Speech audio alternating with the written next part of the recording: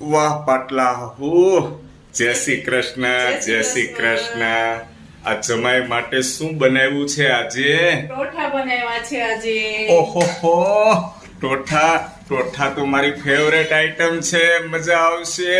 મેં તો આમ જો પાટલા સાસુ ખોટું તમને કીધું તું કે ટોઠા ક્યારે ખવડાવશો, ત્યાં તો તમે આમંત્રણ આપી દીધું, બોલાવી પણ લીધા. ખૂબ મજા આવશે. હલો, કેવા છે મારા પાટલા સાસુ? એમાં કઈ ઘટે? હે? આ મારા પાટલા હો કેવા છે ખબર? હું આમ દીવો લઈને ગોતવા જાઉં તોય ન મળે હો આવા. સામુ જોવો તો મારી વાત સાચી છે કે ખોટી છે?